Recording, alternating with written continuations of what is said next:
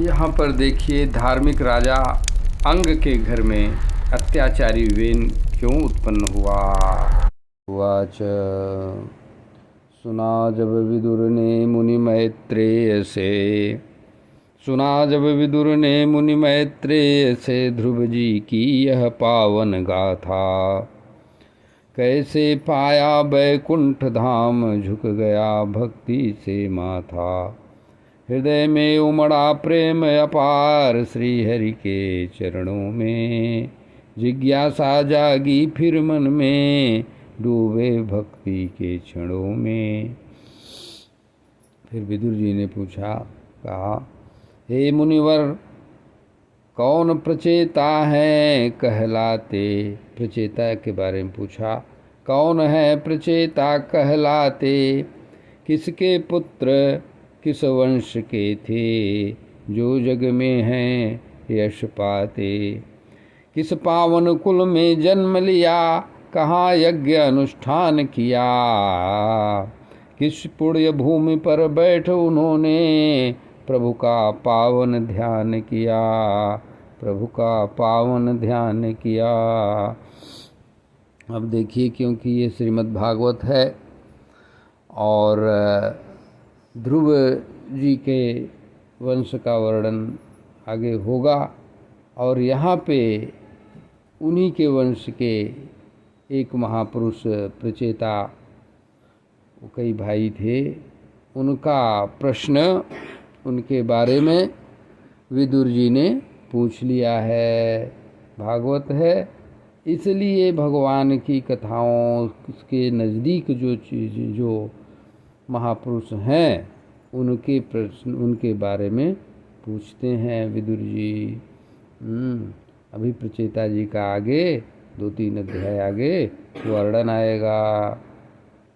आगे निवेदन है। श्लोक संख्या 3। मन्ये महाभागवतं नारदं देवदर्शनम्, येन प्रोक्तः क्रियायोग परिचर्या विधिर्हरेः। मैं मानूं देवर्षि नारद को, जो परम भागवत कहलाते। जिनके दर्शन मात्र से ही सब देव रूप हो आ जाते। अरे बताया उन्होंने क्रिया योग और श्री हरि की सेवा की विधि, जिससे मिलती भक्तों को प्रभु भक्ति की अक्षय निधि। स्वधर्मशील पुरुषैर्भगवान् यज्ञ पुरुषः, यज्यमानो भक्तिमता नारद एनेरितः किल। जो पुरुष धर्म पथ पर चलते वे यज्ञ पुरुष को भजते हैं, नारद जी की दीक्षा पाकर वे भक्ति के रंग में सजते हैं। भक्ति भाव से ओतप्रोत जब यज्ञ किया प्रचेताओं ने, प्रकट हुए तब स्वयं प्रभु, महिमा सुनी दिशाओं ने। यास्ता देवर्षिणा तत्र वर्णिता भगवत कथाः, मह्यं श्रुष्वे ब्रह्मन् कार्सेना चष्टुमर्हसि। अर्थात नारद मुनि ने कहा कही जो अमृतमयी श्री हरि कथाएं, उन्हें सुनने को मेरा मन व्याकुल है, प्यासा सा है।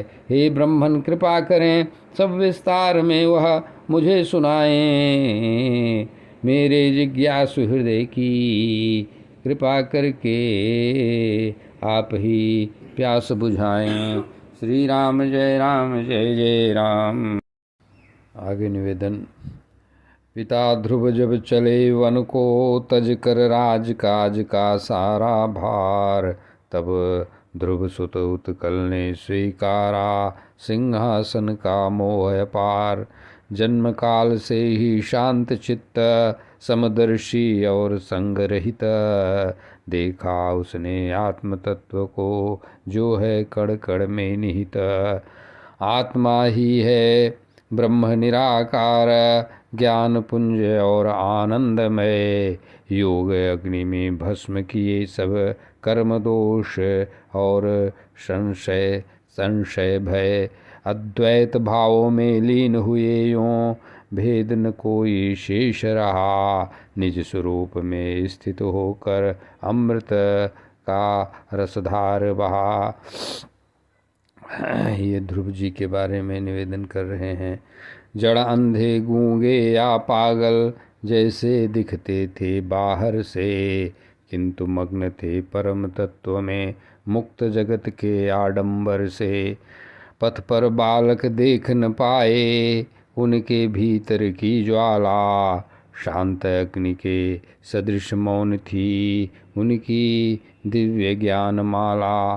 कुल वृद्धों ने जड़ समझा उन्हें, वत्सर को फिर राजा किया। ध्रुव के छोटे पुत्र ने तब शासन का उत्तरदायित्व लिया। वत्सर की पत्नी स्ववीर्थी ने 6 पुत्रों को जन्म दिया। पिस्पारुण, तिग्मकेतु, इश, ऊर्ज, वसु, जय ने यश किया। जो ध्रुव जी के बड़े पुत्र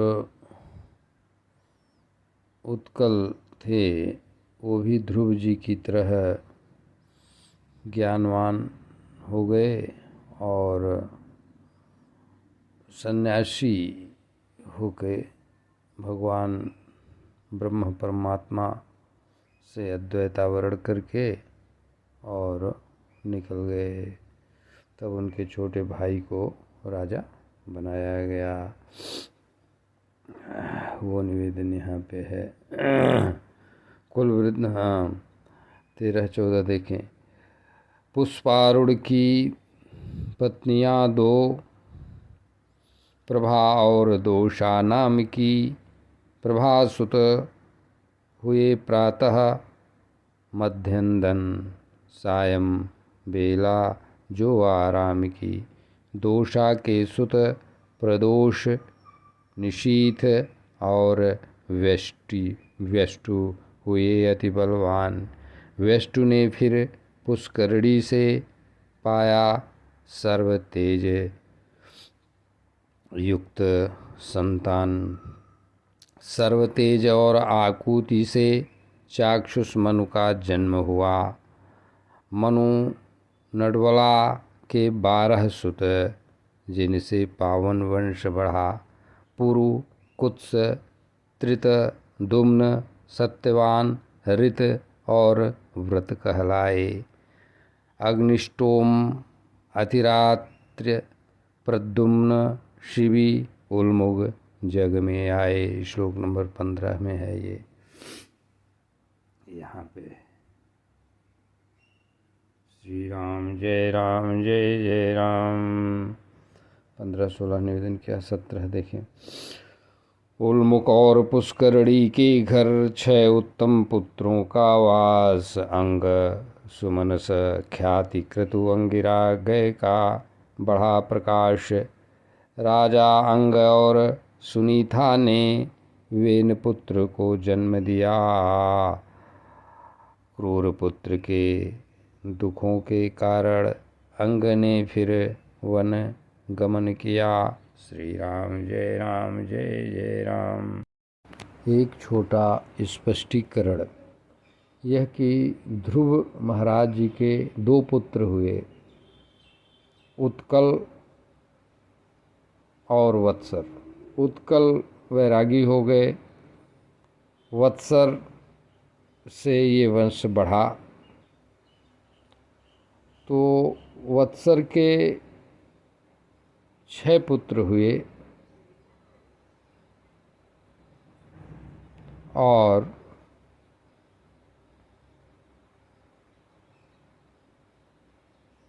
उन 6 पुत्रों में से जो बड़े पुत्र पुष्पार्ण थे उनकी 2 पत्नियां प्रभा और दोषा नाम की थीं। प्रभा से 3 पुत्र हुए, दोषा से 3 पुत्र हुए। ये दोषा के छोटे पुत्र विष्ट हुए और इन्होंने अपनी पत्नी पुष्करणी से सर्वतेजा नाम का पुत्र उत्पन्न किया। सर्वतेजा ने एक आकुति नाम की अपनी पत्नी से, ये अन्य आकुति है, पूर्ववर्णित वाली नहीं है, इनसे चक्षु नाम का पुत्र उत्पन्न किया। और ये चक्षु यही चाक्षुष मनवंतर वाले मनु हुए। और चक्षु मनु के 12 पुत्र हुए। इसमें सबसे छोटे जो उल्मुख है, उल्मुख, उनकी पत्नी पुष्करणी से अंग आदि 6 पुत्र हुए। और यह अंग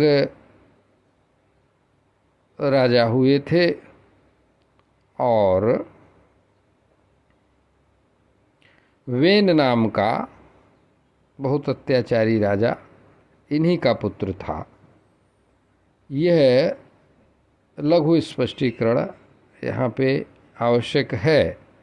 और क्योंकि वेन का संबंध भगवान पृथु से है, इसलिए अंग उनके बाबा माने दादा, जो भी कहिए, ग्रैंडफादर, वेन माने अंग के पुत्र, और वेन के भगवान पृथु। ये निवेदन यहाँ पे कर दिया, जिससे कभी आगे जो सुने उनको यह चीज़ आसान लगे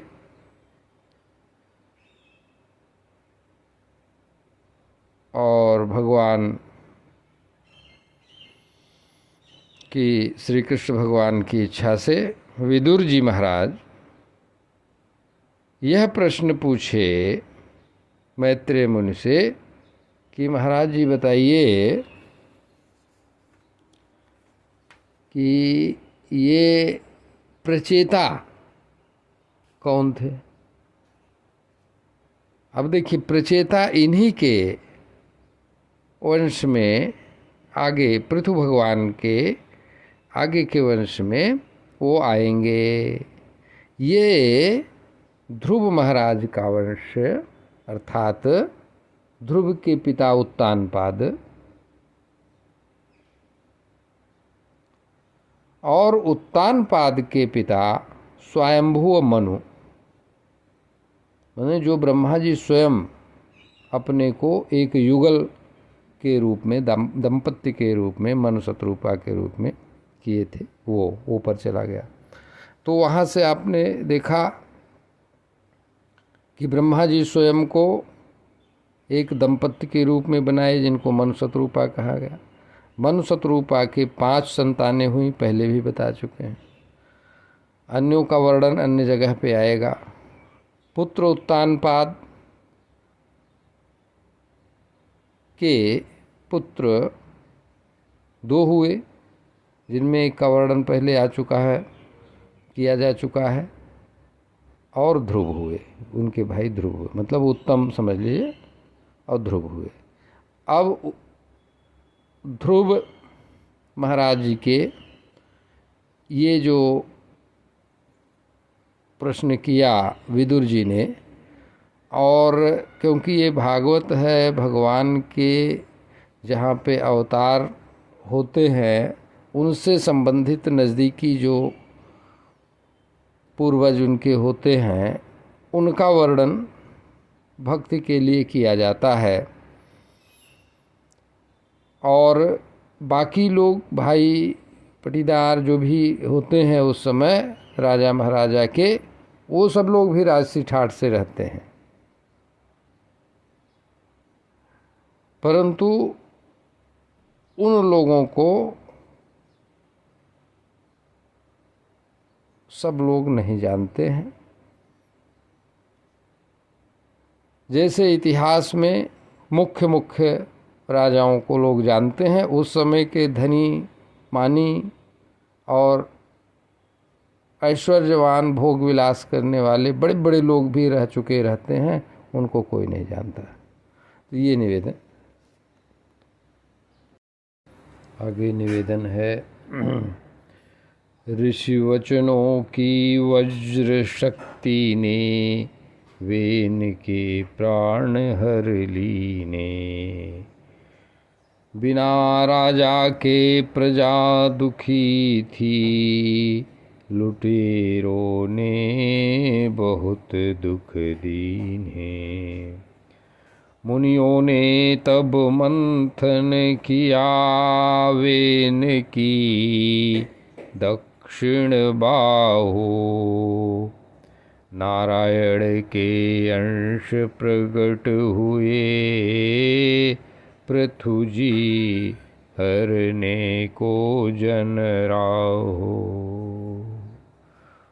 अब देखिए वेन का संक्षिप्त वर्णन यहाँ पे हो चुका, परंतु विदुर जी श्लोक 21-22 में एक जिज्ञासा करते हैं कि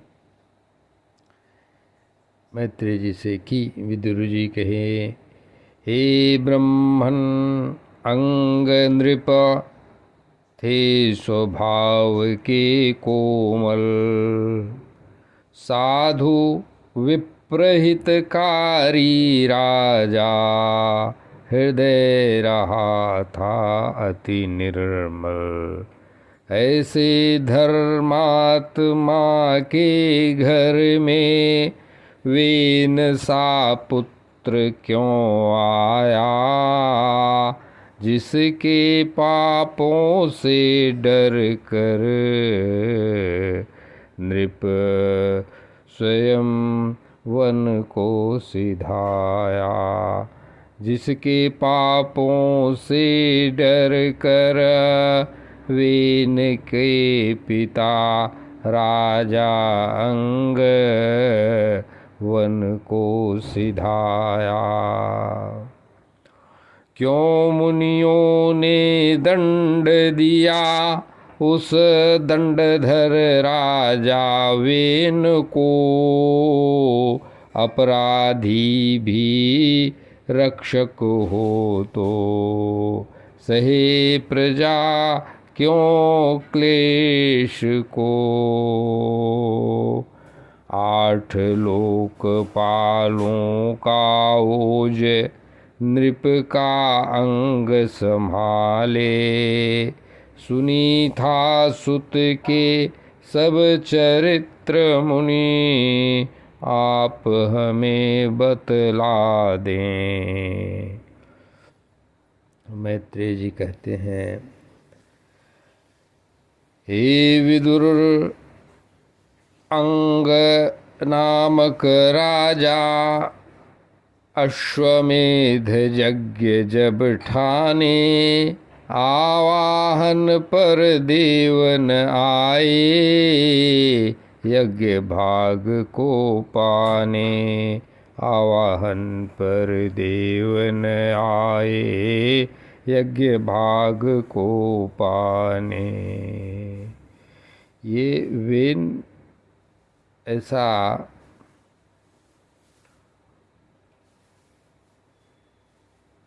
दुष्ट पुत्र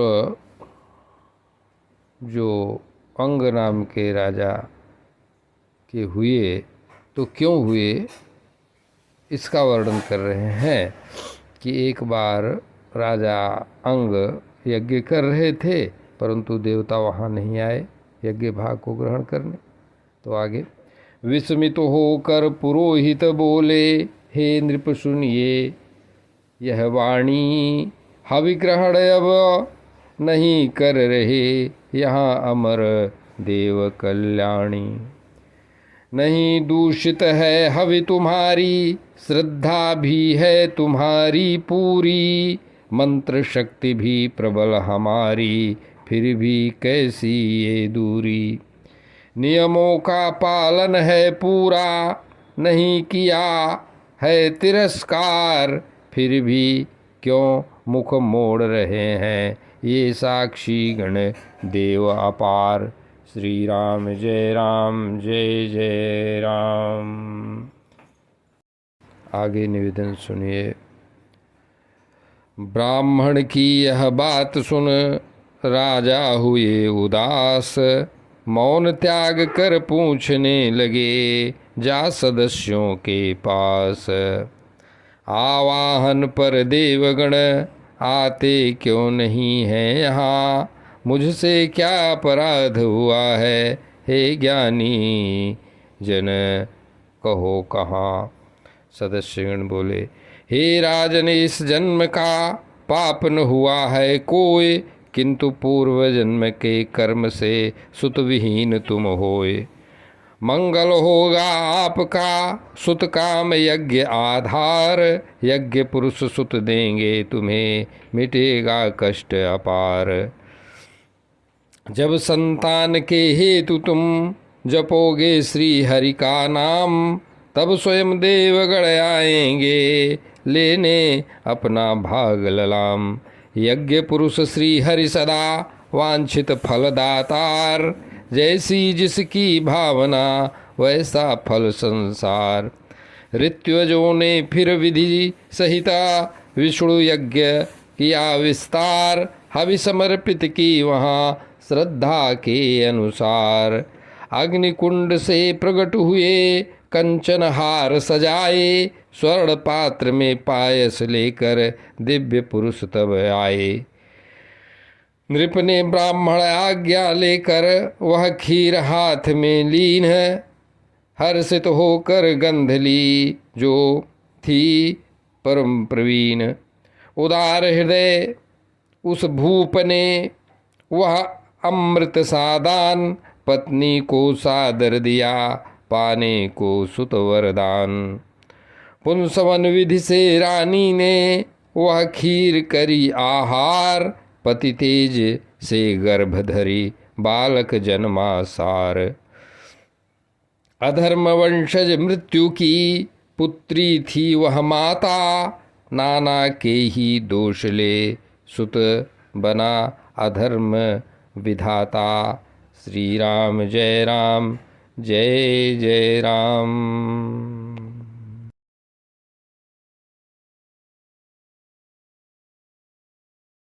एक अति लघु टिप्पणी और भी आवश्यक है, यह कि वेन जो अत्याचारी राजा हुआ उसकी माता का नाम सुनीता,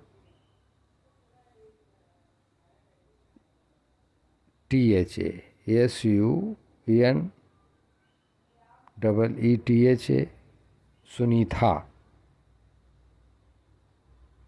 है। अब यहाँ पे नीथा का अर्थ है विनाश की ओर ले जाने वाली।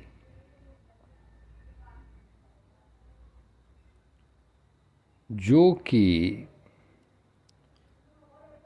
मृत्यु नाम के पिता और दुरुक्ति को अलक्ष्मी भी कहते हैं, गाली भी कहते हैं, इस नाम की माता सुनीता की थी, जिससे इस सुनीता से वेन का जन्म हुआ। जबकि ये पवित्र कीर्ति ध्रुव जी के वंश के महाराज अंग से ब्याही गई। अतः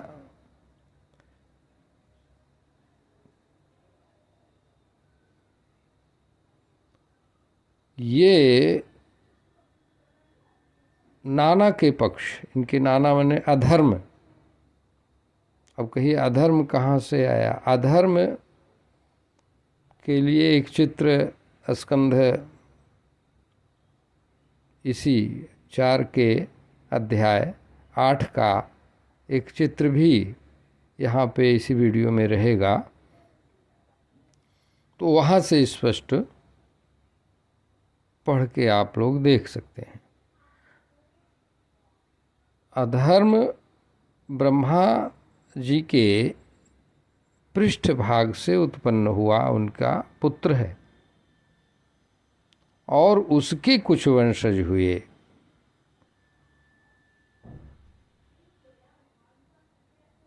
उन्हीं के वंश में ये जो मैंने निवेदन किया यहाँ पे, उन्हीं के वंश की पुत्री ये सुनीता जो है, यही सुनीता अत्याचारी राजा वेन की माता है।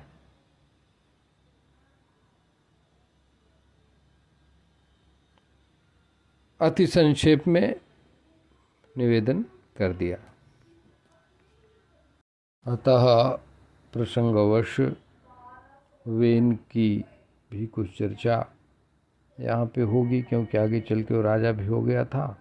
उसके बचपन में वो कैसा था ये भी देख लें। धनुष बाण ले दुष्ट वेन, वन वन वेन निज डोलता, वन वन में नित डोलता, दीन मृगों का वध करता, निष्ठुर भाव संजोता, क्रीड़ा करते बालकों को बलपूर्वक वह मारता, पशुवत व्यवहार कर अपना घोर क्रूरता धारता, जब न सुधरा वेन किसी विधि, अंग हृदय अति दुखी हुआ, पुत्र मोह की माया का तब कड़वा अनुभव उसे मिला, धन्य वही है निःसंतान जन, मने निःसंतान भी वह धन्य है, जिन्होंने प्रभु को ध्याया है, कुपुत्र का दारुण दुख उनके भाग्य में अब आया है। जिनके अपयश और अधर्म हो, जिससे अपयश और अधर्म हो, वह संतान किस काम की, परस्पर विरोध और चिंता दे, जो माता हो निष्काम की। पंडित जन भी इसे त्यागते, यह मोह का बंधन भारी है, जिस घर में बस क्लेश भरा है, वह तजने वहाँ तजने की उसे तैयारी है, वह तजने की तैयारी है। सुपुत्र से तो कुपुत्र भला, जो मन में वैराग्य जगाता है, जो मन में वैराग्य जगाता है,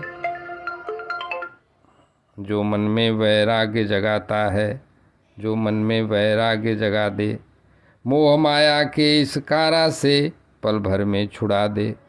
दुख पाकर जब जीव उबेगा, तभी सत्य को पाएगा, नरक रूपी इस घर को तज कर वन की ओर तब जाएगा। सोच सोच कर ऐसा नृप को निद्रा रात न आई, त्याग सभी कुछ आधी रात को मन में शांति समाई। सोई हुई वेन माता को, वेन की माता को तज कर वे चुपचाप चले, राजमहल और नगर छोड़कर वन की वे राह चले। सुबह हुई तो प्रजा पुरोहित शोक से व्याकुल हो उठे, अपने स्वामी को न पाकर वन उपवन में ढूंढ रहे। जैसे अज्ञानी योगी ईश्वर को बाहर ही नित ढूंढता, किंतु प्रभु तो भीतर बसते, जग इसे अन्यत्र है खोजता। श्री राम जय जय राम। जब वे लोग मतलब प्रजाजन और पुरोहित इत्यादि अपने स्वामी राजा को कहीं नहीं पाए, तो वे निराश होकर नगर को लौट आए। वहाँ जो मुनिजन एकत्रित हुए थे, उन्हें यथावत प्रणाम करके उन्होंने आँखों में आंसू भरकर महाराज के न मिलने का वृत्तांत सुनाया। ये 13 चैप्टर, चतुर्थ स्कंध यहाँ पे संपन्न हुआ। और एक चैप्टर में राजा वेन, जो वेन अत्याचारी राजा है, उसकी कथा। अब नेक्स्ट चैप्टर में मैंने 14वें अध्याय में इस स्कंध के निवेदन की जाएगी।